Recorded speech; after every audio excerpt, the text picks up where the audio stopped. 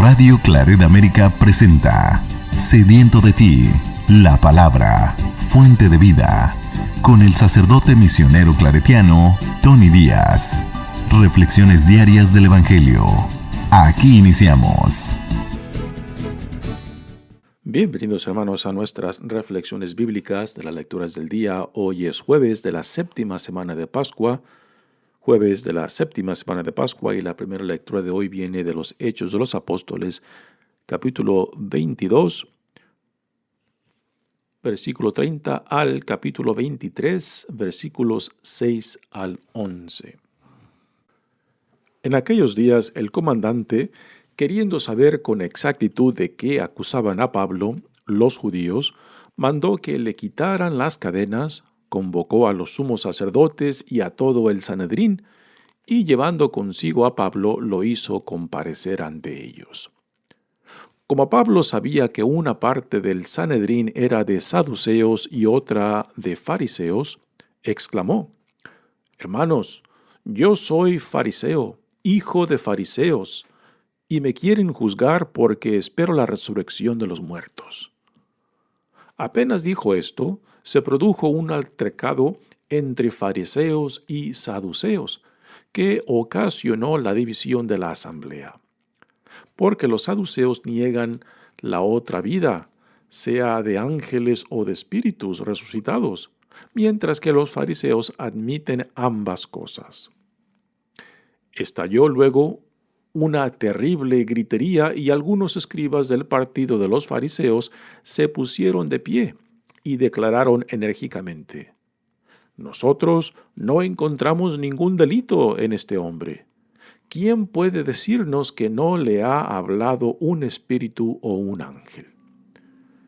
El alboroto llegó a tal grado que el comandante, temiendo que hicieran pedazos a Pablo, mandó traer a la guarnición para sacarlo de allí y llevárselo al cuartel.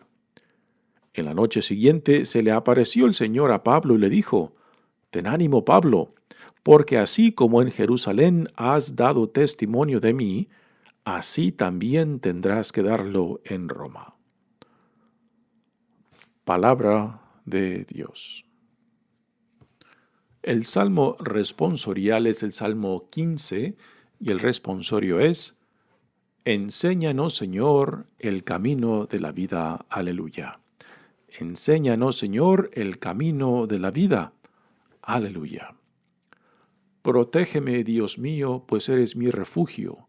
Yo siempre he dicho que tú eres mi Señor. El Señor es la parte que me ha tocado en herencia. Mi vida está en sus manos.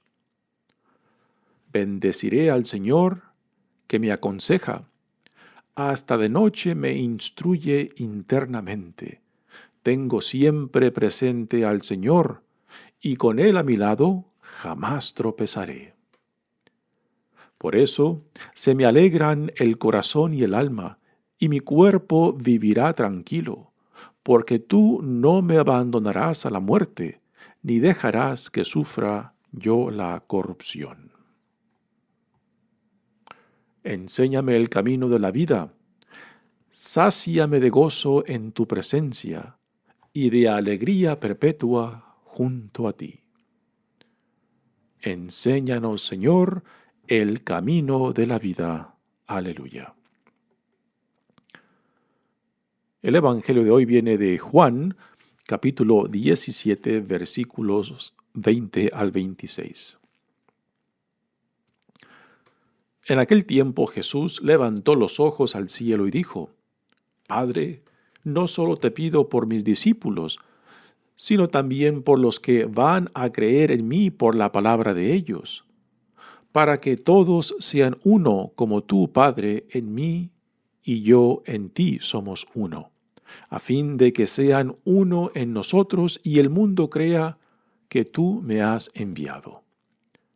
Yo les he dado la gloria que tú me diste, para que sean uno, como nosotros somos uno. Yo en ellos y tú en mí, para que su unidad sea perfecta, y así el mundo conozca que tú me has enviado y que los amas, como me amas a mí». Padre, quiero que donde yo esté, estén también conmigo los que me has dado, para que contemplen mi gloria, la que me diste, porque me has amado desde antes de la creación del mundo. Padre justo, el mundo no te ha conocido, pero yo sí te conozco, y estos han conocido que tú me enviaste. Yo les he dado a conocer tu nombre, y se los seguiré dando a conocer, para que el amor con que me amas esté en ellos y yo también en ellos. Palabra del Señor. Muy bien, damos comienzo a nuestra reflexión de las lecturas de hoy.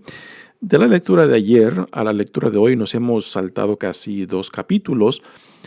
Ayer leímos cómo Pablo se despedía de los líderes de la comunidad de Éfeso cuando vinieron a verlo, a él, para Pablo darles este último discurso a ellos. Ahí se despide de ellos porque va en rumbo a Jerusalén. Y aunque Pablo sabe que en Jerusalén le esperan tribulaciones, pues él sabe que tiene que ir. A pesar de que lo que el Espíritu le dice que él le espera en Jerusalén. Y de Mileto a Jerusalén hacen un par de paradas y finalmente llega al puerto en Tiro, que está en Fenicia. Tiro es uno de los lugares, uno de los pueblos que Jesús visitó varias veces. Y de ahí, de Tiro, Pablo aún sigue su camino hacia el sur, en Jerusalén, y va visitando varias comunidades que también le siguen diciendo a Pablo de que no vaya a Jerusalén porque le esperan muchos sufrimientos, pero Pablo insiste. En este sentido, Pablo sigue la misma trayectoria de Jesús, que como Jesús tuvo que ir a Jerusalén para ahí cumplir su misión. Pablo no sabe si va a morir o no, pero sabe que le esperan sufrimientos. Así que en esta forma, la trayectoria de Pablo pues es paralela a la trayectoria de Jesús mismo. Y cuando finalmente llega a Jerusalén, pues es recibido calurosamente por la comunidad y al siguiente día va y se entrevista con Santiago, que los evangelios nombran que es pariente de Jesús. Algunos dicen que es hermano de Jesús. Y ahí Pablo les cuenta los sucesos de su última jornada misionera, la tercera jornada misionera que acaba de terminar, y les cuenta de todo lo que el Espíritu Santo ha hecho por medio de él, la cantidad de judíos cristianos y también de paganos cristianos que ahora son parte de la iglesia en todo el Asia y en Macedonia y en Grecia, particularmente en Corinto, y todos los hermanos en Jerusalén se alegran y también le advierten de que les ha llegado a ellos la noticia de lo que Pablo menciona en torno a la ley mosaica, de que Pablo no insiste de que los paganos se le imponga la ley mosaica, puesto que si ellos mismos no la cumplen, ellos como judíos no la cumplen, pues ¿por qué se la van a imponer a los paganos que se convierten al cristianismo? Y esto fue lo mismo que el primer concilio en Jerusalén, que llevó a cabo el tema pues también, si recuerdan la carta que este concilio produjo en torno a la decisión de no imponerles la ley mosaica de que no tengan que ser circuncidados, pero que siguieran ciertas prescripciones de abstenerse de comer sangre de animales o de animales estrangulados, de no comer comida ofrecida a ídolos paganos, ¿no? Pues también los hermanos de Jerusalén han escuchado de que Pablo aún a judíos cristianos les ha enseñado de que no tienen que someterse más a la ley judía, a la ley mosaica, y que tampoco hay la necesidad de que circunciden a sus hijos.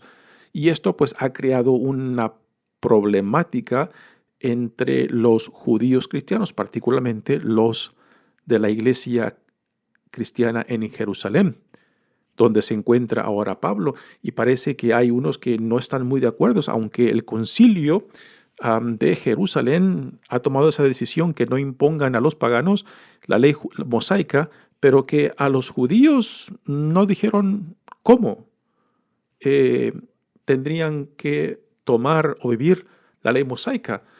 Pero parece que muchos de los judíos cristianos en la iglesia de Jerusalén pues no estaban de acuerdo con Pablo, de que Pablo anduviera enseñando eso, de que aún los judíos cristianos no tienen que ya someterse a la ley judía y que por tanto pues pueden no circuncidar a sus hijos y que no tengan que someterse a toda la problemática del cumplimiento de la ley mosaica, puesto que había más de 600 leyes y normas que eran consideradas parte de la alianza de Dios con el pueblo de Israel y por la cual se expresaba tanto la relación con Dios y la fidelidad a Dios. Pues varios judíos cristianos de la comunidad de Jerusalén pues están con este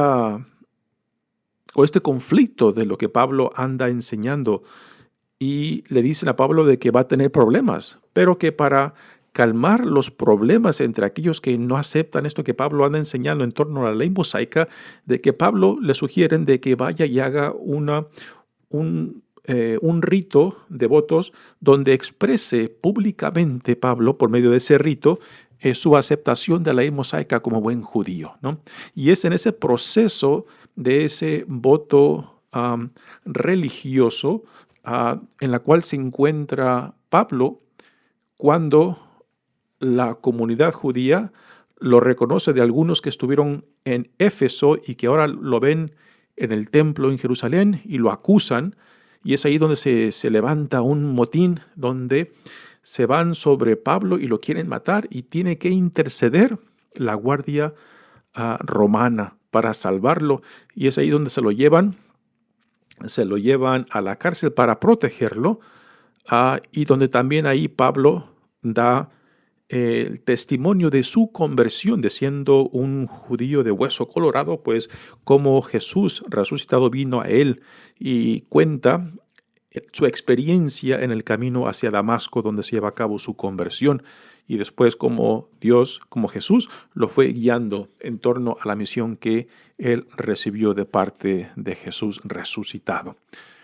Y después de ese conflicto intenso con la comunidad judía, pues es llevado a la cárcel, donde Pablo le dice al comandante romano que él es ciudadano romano y que por tanto no puede estar ni encarcelado ni encadenado. Así que el comandante lo deja libre, pero al siguiente día el comandante romano pide al Sanedrín, que es el cuerpo jurídico de la comunidad judía en Jerusalén y de las comunidades judías por todo el mundo, la cual su autoridad es válida más allá de Jerusalén, pide que se reúnan para tocar el tema de Pablo, del por qué lo quieren matar. Y es aquí donde empieza la lectura de hoy.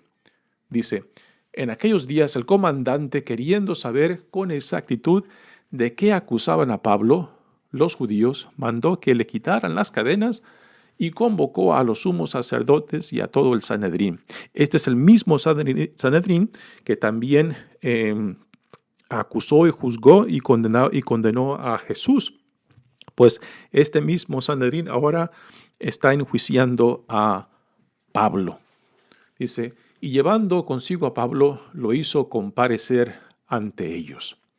Así que Pablo está ante el Sanedrín después de que fue salvado por este mismo comandante romano de la gente que lo quería matar cuando lo vieron en el templo en Jerusalén.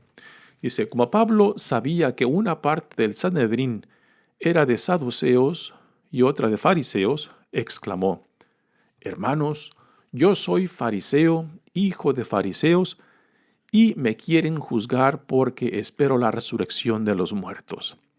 Aquí Pablo utiliza una táctica muy interesante. Pablo sabe de que hay un hay ciertos temas teológicos entre saduceos y fariseos que no han encontrado una reconciliación. Y los temas son principalmente el tema de la resurrección, la cuestión de espíritus y ángeles. Los saduceos, que es uno de los partidos de mucha influencia en la comunidad judía, eran los que, de cierta manera, traficaban con el poder político entre Roma y la comunidad judía. Muchos de ellos eran parte del sacerdocio judío, pero ellos aceptaban como Sagrada Escritura solamente los primeros 5 libros del Antiguo Testamento, que hoy se le llama el Pentateuco, donde se encuentra gran parte, la mayoría de la ley mosaica, y solamente estos 5 libros ellos los aceptaban como jurídicos, como legítimos de la revelación de Dios. Y en estos 5 libros pues no hay ninguna mención sobre la resurrección, sobre espíritus o ángeles. Todo esto entra después a la tradición judía por medio del libro de los Macabeos y después por el libro de Tobit. En el segundo libro de los Macabeos es donde entra el tema de la resurrección del cuerpo, y también en el libro de Tobit es donde entra la noción de los ángeles y los espíritus, ¿no? Pero los fariseos, como tenían una visión mucho más amplia que los saduceos, pues no solamente aceptaban los primeros 5 libros del Antiguo Testamento, sino también la tradición profética y también la tradición de comentarios de los rabinos dentro de la comunidad judía. Así que su visión era mucho más amplia, mucho más global, digamos, porque incorporaba lo que para nosotros hoy en día es el Antiguo Testamento, pues era todo el cuerpo de la Sagrada Escritura que los fariseos aceptaban. Y Pablo se da cuenta de que hay esta problemática, esta tensión entre fariseos y saduceos. Y Pablo utiliza esta tensión, este problema entre ellos, en cierta manera, para salirse del miedo, porque los dos, tanto los saduceos y los fariseos, quieren deshacerse de Pablo, lo quieren matar. Entonces, Pablo, en vez de que estos dos grupos se enfoquen en ellos, hace que estos dos grupos se enfoquen uno al otro y él se quita del medio. Aquí entra el dicho, ¿no? Divide y conquista. Pues Pablo divide a estos dos grupos y los pone en contra uno del otro, sacando el tema de la resurrección, que sabe que los saduceos no aceptan y que los fariseos sí aceptan. Y simplemente al mencionar el tema de la resurrección, ya los pone uno contra el otro y se olvidan completamente de Pablo. Una estrategia impresionante para salvarse a sí mismo, ¿no? Pablo sabe de que Cristo ya le ha dicho de que tendrá que dar testimonio de él en Roma. Así que esta experiencia en Jerusalén, aunque le va a causar mucho dolor de cabeza y lo va a poner a riesgo de muerte, porque después de esta situación seguirán los planes para deshacerse de Pablo, para querer matarlo. Pero Pablo sabe que tiene que ir hasta Roma, aunque vaya prisionero, porque él después pedirá que sea juzgado por el mismo César en Roma, porque él, siendo él ciudadano romano, pues tiene ese derecho de apelar su caso hasta Roma. Y es lo que hace, y es así como Pablo finalmente llega a Roma. Así que, nuevamente, la estrategia que aquí Pablo utiliza es impresionante. Pone a los fariseos y a los saduceos en contra de uno al otro con el tema de la resurrección y se olvidan totalmente de él. Dice, apenas dijo esto, se produjo un altercado entre fariseos y saduceos que ocasionó la división de la asamblea.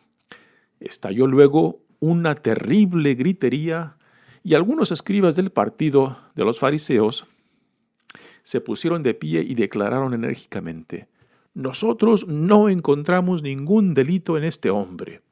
¿Quién puede decirnos que no le ha hablado un espíritu o un ángel? Que no le ha hablado un espíritu o un ángel, ¿de qué? quizás en torno a la experiencia que Pablo tuvo de su conversión en el camino hacia Damasco, donde escuchó esa voz, donde vio esa luz.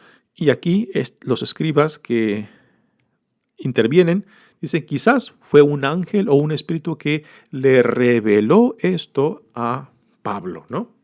Y como los saduceos no creen ni en espíritus, ni en ángeles, ni en la resurrección, pues ahí es cuando se arma esta situación y se pone tan tensa que tiene que intervenir nuevamente el comandante romano. Dice, el alboroto llegó a tal grado que el comandante, temiendo que hicieran pedazos a Pablo, mandó traer a la guarnición para sacarlo de allí y llevárselo al cuartel. En la noche siguiente se le apareció el Señor a Pablo y le dijo, ten ánimo, Pablo, porque así como en Jerusalén has dado testimonio de mí, así también tendrás que darlo en Roma. Pues muy interesante la táctica que Pablo utilizó, pero también pongan atención que lo que Pablo dice en torno a la resurrección tampoco es completo, porque no menciona en ninguna parte a Cristo. Solamente menciona la resurrección, que es parte del contenido de su proclamación acerca de Cristo. Pero en ninguna parte menciona a Cristo, porque si mencionaría a Cristo, entonces uniría tanto a los saduceos y los fariseos para que se pusieran en contra de ellos, pero solamente menciona la resurrección. Y aquí está lo interesante de la táctica que Pablo utiliza. El hecho de que no mencione a Cristo, pues, por ejemplo, si Pablo hubiera mencionado a Cristo, que la resurrección de Cristo, pues abre las puertas tanto a judíos como a paganos, pues esto crearía problemas de su relación con los fariseos, porque los fariseos no aceptarían de que las puertas de la salvación se le abrieran a los paganos. Pero en Cristo, esto es lo que Pablo predica. Dios le ha abierto las puertas tanto a judíos como a paganos.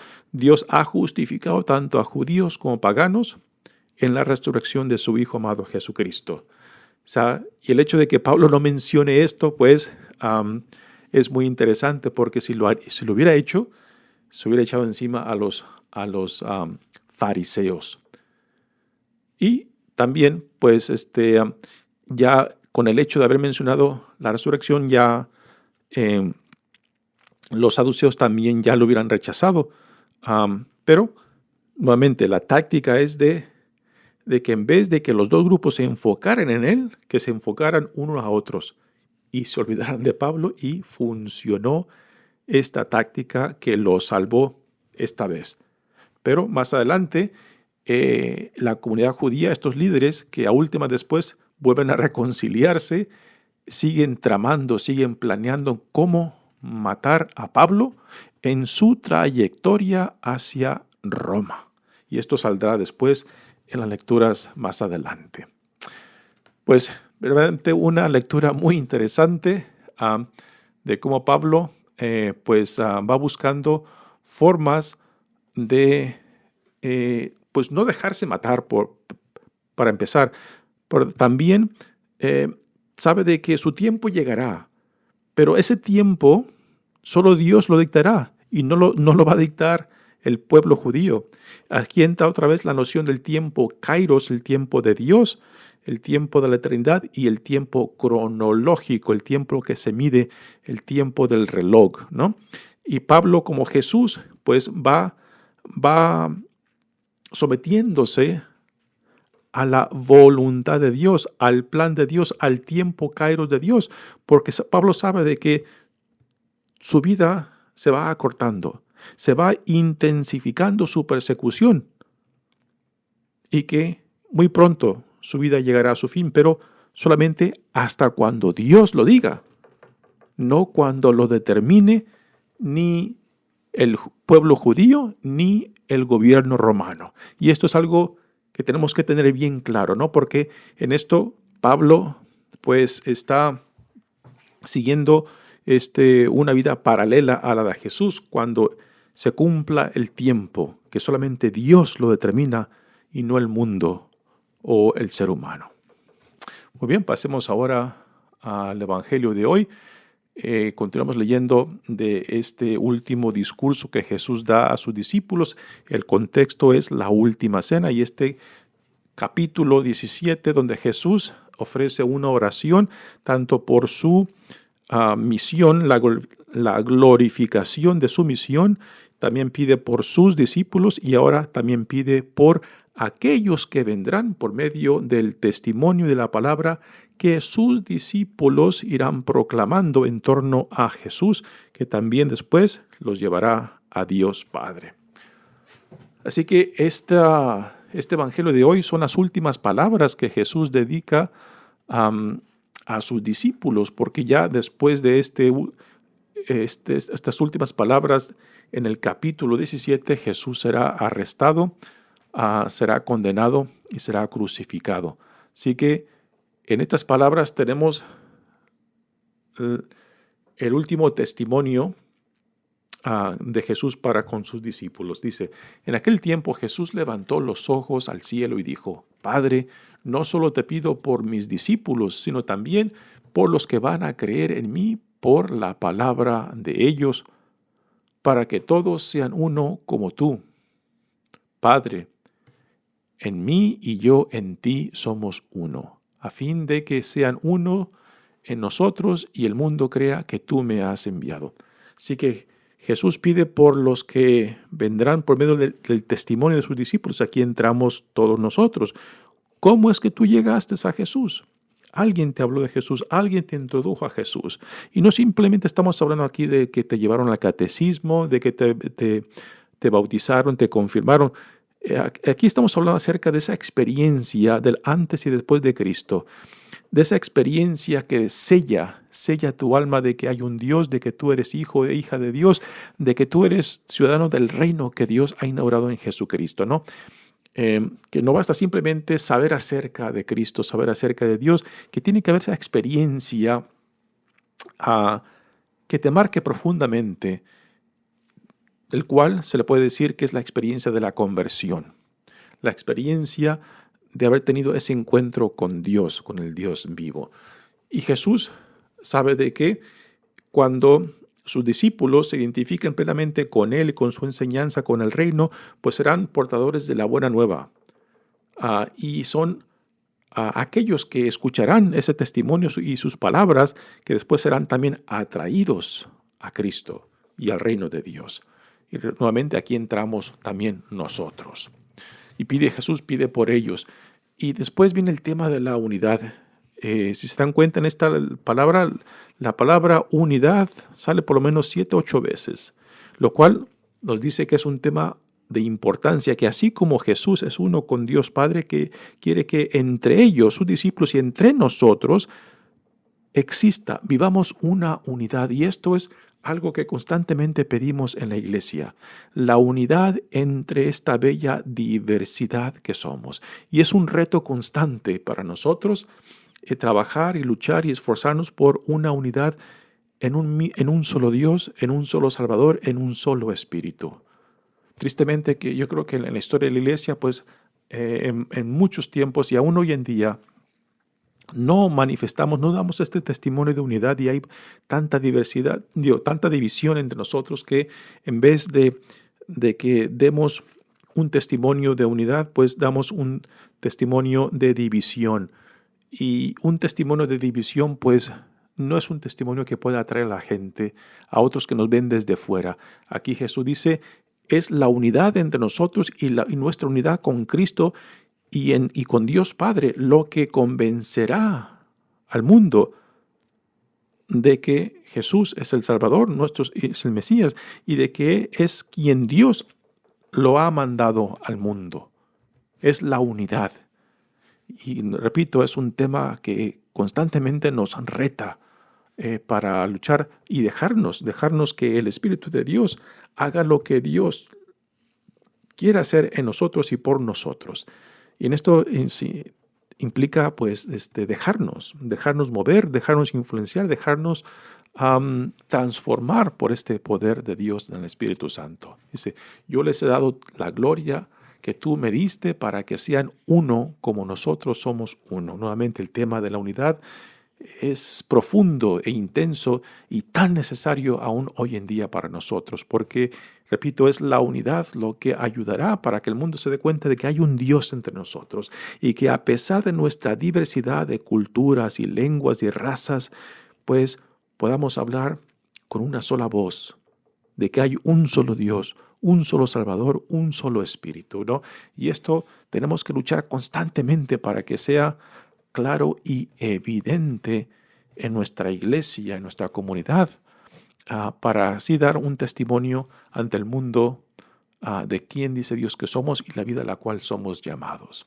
Dice, Padre, quiero que donde yo esté, estén también conmigo los que me has dado, para que contemplen mi gloria, la que me diste, porque me has amado desde antes de la creación del mundo. Aquí, si quieren apreciar lo que Jesús está diciendo aquí, lean nuevamente el capítulo 1 del Evangelio de Juan, donde habla de la preexistencia del Hijo y que Dios por medio del Hijo lleva a cabo toda la creación y de que antes de la encarnación el Hijo y el Padre ya eran uno.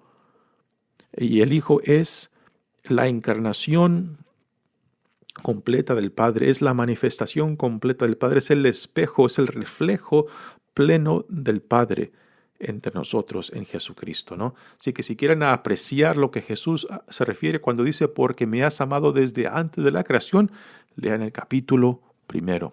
Dice, Padre justo, el mundo no te ha conocido, pero yo sí te conozco.